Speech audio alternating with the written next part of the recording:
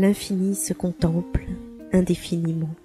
Ça se passe là-haut, par Eric Simon. Des astronomes ont trouvé pour la première fois une supernova de type 1A démultipliée 4 fois par effet de lentille gravitationnelle.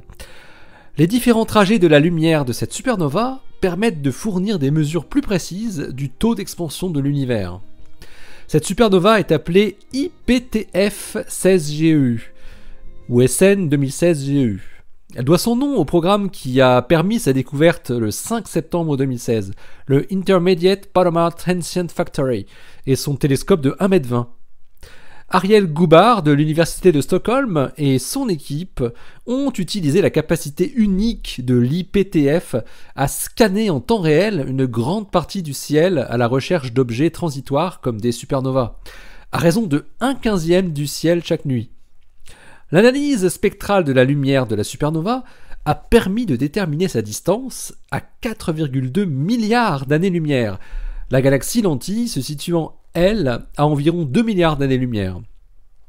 Le fait de voir 4 images différentes de la supernova, décalées dans le temps, en entourant le centre de la galaxie lentille de manière quasi symétrique, implique que la supernova était située presque exactement dans la ligne de visée de cette galaxie. La lentille gravitationnelle n'a pas seulement dévié la trajectoire de la lumière, mais elle l'a aussi amplifiée jusqu'à 50 fois. Le télescope de l'IPTF n'aurait jamais pu détecter cette supernova si elle n'avait pas subi par hasard cet effet de lentille. L'IPTF est conçu à l'origine pour explorer des supernovas dans un rayon de 1 milliard d'années-lumière seulement. Dans les 2 mois qui ont suivi la première détection, IPTF 16GEU a été observé par le télescope Hubble, le télescope hawaïen Keck et le chilien Very Large Telescope.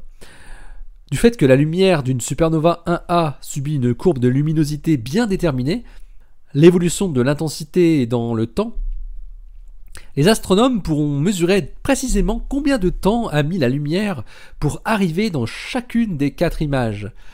Cette donnée est extrêmement utile pour estimer la constante de Hubble, donc le taux d'expansion de l'univers, avec une précision de quelques pourcents.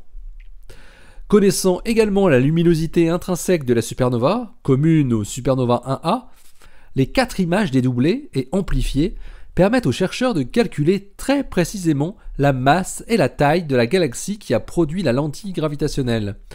10 milliards de masses solaires et 3000 années-lumière de rayon. Ce qui est petit et laisse présager que le nombre d'effets semblables pourrait être plus important que ce que l'on pense. Le successeur de l'IPTF à l'observatoire du Mont Palomar, le Zwicky Transient Factory, ZTF, qui doit débuter ses opérations cet été, devrait scanner le ciel 10 fois plus vite, pouvant couvrir la totalité du ciel accessible en une seule nuit. Une dizaine de supernovas de ce type pourront ainsi être détectées dans les 3 prochaines années. Et ce n'est pas fini, parce que dans quelques années arrivera le LSST, le Large Synoptic Survey Telescope, qui offrira une vitesse encore 10 fois plus grande que celle du ZTF, et pourrait découvrir 500 supernovas très lointaines en 10 ans. L'article de Ariel Gubar et ses collaborateurs s'intitule IPTF 16GEU, a Multiply Imaged Gravitationally Lensed Type IA Supernova. Et il est paru dans Science aujourd'hui même, dans le volume 356, en date donc du 21 avril 2017. Vous retrouvez le lien, bien évidemment, en bas de ce billet. Comme d'habitude. Allez, restez bien à l'écoute sur le www.sasepasse-là-haut.fr. Ça se passe là-haut, le blog où l'univers des supernovas extrêmement lointaines se contemple indéfiniment. Ah oui. Vous retrouvez cette émission sur Apple Podcast, ainsi que sur PodCloud, ainsi que sur Stitcher et YouTube aussi. Et oui, et toujours dans vos lecteurs de flux préférés. D'ici la prochaine, portez-vous bien, restez bien les yeux vers le ciel et les pieds sur terre. Allez, salut!